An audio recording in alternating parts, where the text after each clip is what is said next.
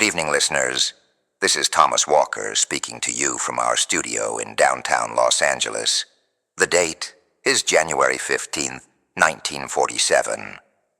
A cold morning for California standards. The war has been over for nearly 2 years now. Our boys have come home. Hollywood continues to churn out pictures, and in many ways, life has returned to normal. But on this particular morning, in a vacant lot in the Leimert Park neighborhood, normalcy shatters for our city. A mother walking with her child stumbles upon something so horrific that at first she believes it to be a mannequin, a discarded store display perhaps. The object lies just feet from the sidewalk on South Norton Avenue. But this is no mannequin. What this mother has discovered is the body of a young woman, not simply murdered, but posed, displayed. The victim has been severed completely at the waist, her body drained of blood, and her face. Her face bears deep cuts from the corners of her mouth, extending outward to her ears. Within hours, police cordon off the area. Reporters arrive. Among them is Aggie Underwood of the Herald Express, who photographs the grim scene. Detective Sergeant Harry Hansen and his partner Finis Brown are assigned to the case. They note something peculiar immediately. Despite the extensive trauma to the body, there isn't a single drop of blood at the scene. Whoever did this killed her elsewhere and transported her here. But why? And who was this young woman whose life ended so violently? The fingerprints are sent to the Federal Bureau of Investigation. The response comes with remarkable speed. Just 56 minutes. The victim is identified as 22-year-old Elizabeth Short, originally from Massachusetts. A young woman with dreams of Hollywood stardom, now known in death as she never was in life. Elizabeth, or Beth, as many called her, had moved between Massachusetts, Florida, and California over recent years. With her striking appearance, pale skin, dark hair, and a preference for black clothing, she had been a familiar sight in certain Long Beach establishments. Some patrons had even given her a nickname, the Black Dahlia, inspired by the recent Alan Ladd film, The Blue Dahlia. Her final known movements trace back to January 9th, 1947. She had returned to Los Angeles from a trip to San Diego with a salesman named Robert Red Manley. He told investigators he'd dropped her at the Biltmore Hotel downtown. She was supposedly meeting her sister. Staff recall seeing her use the lobby telephone, and then nothing. For 6 days, her whereabouts remain unknown. 6 days between her last confirmed sighting and the discovery of her body. The medical examiner, Frederick Newbar, conducts a thorough autopsy. The findings are grim. The body has been washed clean. The cause of death, hemorrhaging from facial lacerations and shock from blows to the head. The killer demonstrated surgical precision in bisecting her body. This was no crime of sudden passion, but of calculated brutality. Los Angeles has seen murders before. But something about this case, the theatrical positioning of the body, the clinical nature of the mutilation, speaks of something different, something that whispers of darker motivations beyond comprehension. On January 21st, the case takes another turn. A man calls the office of James Richardson, editor of the Examiner. He congratulates the newspaper on their coverage and promises to send souvenirs of Beth Short. 3 days later, a manila envelope arrives, addressed to the Los Angeles Examiner and other Los Angeles papers. Inside, Beth's birth certificate, business cards, photographs, and an address book with the name Mark Hansen embossed on the cover. Everything in the packet has been meticulously cleaned with gasoline. Just like Beth's body, the investigation expands rapidly. over 750 investigators from multiple departments pursue leads. Hundreds of people are questioned. 50 confessions come in, all proven false. The newspapers splash the case across their front pages for over a month.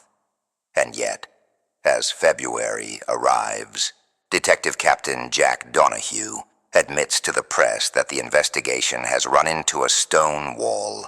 As night falls across Los Angeles, the killer remains free.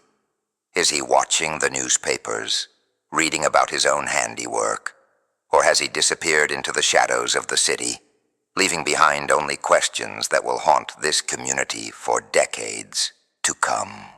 What happened during those missing 6 days in January?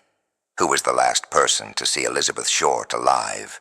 And what dark impulse drove someone to such elaborate, methodical violence?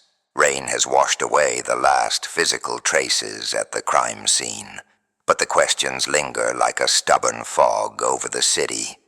Who was Beth Short, really? And what paths did she walk that led her to such a terrible end? The detectives' files grow, thicker by the day. They've traced her movements across the country, from Massachusetts to California, to Florida, to Chicago, and back again. Beth Short, it seems, rarely stayed in one place for long. A restless soul, perhaps, or someone in search of something that remained just beyond her grasp. Her mother, Phoebe Short, arrived from Boston after receiving the devastating news. In a cruel twist, reporters from the Los Angeles Examiner contacted her under false pretenses, claiming her daughter had won a beauty contest. Only after extracting personal information did they reveal the truth. Such is the nature of this case. Even the reporting of it bears its own dark edges. On January 26th, another letter arrived at the Examiner offices. Handwritten this time, it read, "Here it is. Turning in wed, Jan 29, 10 a.m. Had my fun at police. Black Dahlia Avenger." The letter named a location. Police waited there on the appointed morning, but no one appeared. Instead, at precisely 1 p.m., another message arrived at the newspaper, cut and pasted like the first. "Have changed my mind. You would not give me a square deal. Dahlia killing was justified. The killer is watching, participating, perhaps even enjoying the spectacle he has created, and yet he remains a shadow." Mark Hansen, whose address book was among the items in that manila envelope, quickly became a person of interest. A wealthy nightclub and theater owner, Hansen had allowed Beth to stay at his home with friends. According to her roommate, Ann Toth, Beth had recently rejected Hansen's romantic advances. But after questioning, investigators ruled him out. Robert Red Manley, the traveling salesman who last reported seeing Beth alive, submitted to multiple polygraph examinations. He, too, was cleared. By mid-February, the scope of the investigation had widened considerably. Based on the precise nature of Short's injuries, police explored the possibility that the killer possessed medical knowledge. They obtained a list of students from the University of Southern California Medical School, which stood not far from where the body was found. Background checks were conducted, but yielded nothing conclusive. Meanwhile, the press continued their own parallel investigation, publishing sensationalized accounts of Beth's personal life. They described her as an adventuress who prowled Hollywood Boulevard. The Los Angeles Times called it a sex fiend slaying. The Black Dahlia narrative was taking shape not just as a murder investigation, but as a morality tale, a cautionary story about a young woman alone in the city. But who was Elizabeth Short beyond these simplistic characterizations? Friends described a young woman with dreams of becoming an actress, though there is no record she ever had acting jobs or screen tests. She had moved to Los Angeles like thousands of others, drawn by the promise of Hollywood. She frequented the Crown Grill Cocktail Lounge and stayed behind the Florentine Gardens nightclub on Hollywood Boulevard. She had once told friends she was engaged to a Major Matthew Michael Gordon, Jr., an Army Air Force officer who died in a plane crash in 1945. Her heart, it seems, had known loss before her life was taken. On March 14th, an apparent suicide note was discovered in Venice Beach, tucked in a shoe among a pile of men's clothing by the ocean's edge. It read, "To whom it may concern, I have waited for the police to capture me for the Black Dahlia killing, but have not. I am too much of a coward to turn myself in, so this is the best way out for me. I couldn't help myself for that, or this. Sorry, Mary." Police searched the waters but found no body. Another false lead, another performance. As spring arrived in Los Angeles, the case slowly transformed from front-page news to a troubling mystery. Sergeant Finis Brown blamed the press for compromising the investigation. Their probing for details and unverified reporting had muddied the waters. The hundreds of false confessions only added to the confusion. By September 1949, the case was among several unsolved murders discussed by a grand jury examining inadequacies in the LAPD's homicide division. The Black Dahlia had become more than a murder victim. She was now a symbol of justice, unfulfilled. Perhaps most disturbing of all were the theories that began to emerge linking Beth Short's murder to other unsolved killings. Some investigators noted similarities to the Cleveland Torso murders that had terrorized Ohio between 1934 and 1938. Others pointed to a pattern of unsolved murders in Los Angeles between 1943 and 1949, all involving young women, many with evidence of mutilation. Were they connected? Was a single predator stalking the women of Los Angeles? Or did Beth Short's killer commit this single horrific act before disappearing forever? And what of those missing days? The time between her last sighting at the Biltmore Hotel and the discovery of her body? Where was she? Who was she with? Did she go willingly to her death? Or was she taken by force? The void of those 6 days hangs over the case like a shroud. As months turned to years, Elizabeth Short's murder receded from headlines but never from memory. Her face, beautiful, youthful, with that hint of sadness in her eyes, became fixed in the collective consciousness of Los Angeles. The Black Dahlia, a woman forever defined by her death rather than her life. Even now, as detectives review their notes late into the night, they return to fundamental questions. Who had the skill to perform such a precise bisection of the body? Who had reason to mutilate her face in such a specific manner? Who cleaned both her body and the souvenirs sent to the newspaper with gasoline? And perhaps most troubling, why? What message was the killer trying to send with this elaborate, theatrical murder? Over 60 suspects have been interrogated, hundreds of tips pursued, and still, the answer remains elusive. But there are whispers of new leads, of connections not previously made, of secrets that cannot stay buried forever. Time passes. Cities change. But some mysteries refuse to fade into history.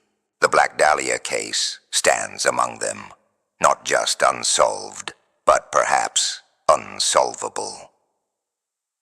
In the intervening years, over 500 people have confessed to the murder of Elizabeth Short. 500. each confession investigated, each proven false. Sergeant John P. St. John, who continued working the case long after others moved on, once remarked, "It is amazing how many people offer up a relative as the killer. Why does this particular murder continue to captivate? Perhaps it's the theatrical nature of the crime itself. A young woman not merely killed, but transformed into a macabre display. Perhaps it's the stark contrast between Beth's beauty and the brutality inflicted upon her. Or perhaps it speaks to deeper anxieties about women alone in the city, about the shadows that lurk beneath Hollywood's glittering surface. The list of suspects has grown rather than diminished with time.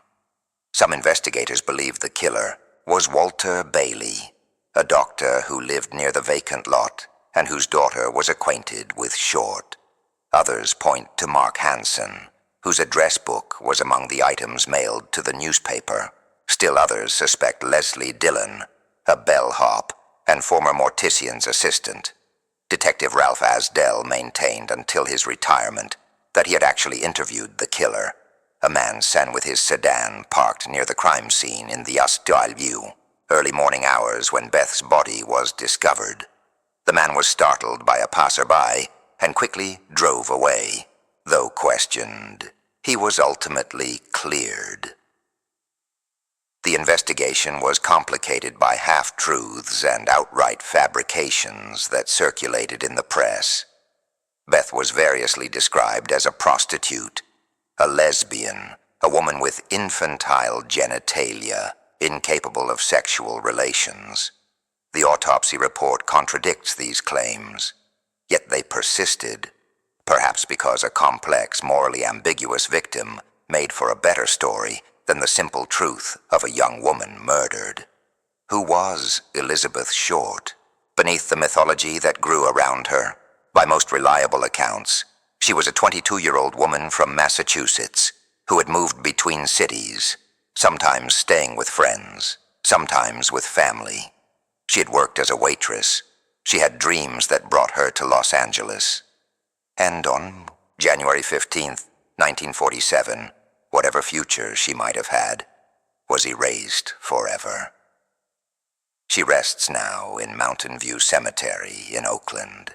Her mother, Phoebe, moved to California to be near her daughter's grave, only returning east in the 1970s. She lived into her 90s, passing in 1992, never knowing who took her daughter's life or why. In the years following Beth's murder, the case prompted California to become the first state to require registration of sex offenders. Her death, in its way, created a small measure of protection for others. Cold comfort, perhaps, but a reminder that even our darkest moments can lead to positive change. The investigation files remain open. The physical evidence, what little there was, has been preserved. Fingerprints that couldn't be processed with 1940s technology might someday yield their secrets. The letters sent by the purported killer might one day be matched to their author. Time has a way of revealing truths. Deathbed confessions, discovered diaries, family secrets finally spoken aloud. Perhaps somewhere in Los Angeles tonight, someone still holds the answer to who killed the Black Dahlia and why. Perhaps they've carried this knowledge as a burden for 10 long years, waiting for the right moment to unburden themselves. Or perhaps the killer is long dead, having taken their secret to the grave. We may never know. What we do know is this. On a January morning in 1947, a young woman's life ended in violence. In the decades since, her story has been told and retold, her identity subsumed by her manner of death. She became a symbol, a cautionary tale, a Hollywood legend, everything except what she truly was. A human being whose life held value beyond the mystery of its ending. Tonight, as our broadcast concludes, I ask you not to remember Elizabeth, short solely as the Black Dahlia, a victim in a sensational unsolved case. Remember instead a young woman who walked these same streets as you and I, who had hopes, who had dreams, who deserved far better than her fate, and perhaps in some small way, remembering her humanity is the justice we can offer when all other forms of justice have proven elusive. The night grows late. The city sleeps, and somewhere in the darkness, the truth about Elizabeth Short remains, waiting, perhaps, for the right person to finally bring it into the light.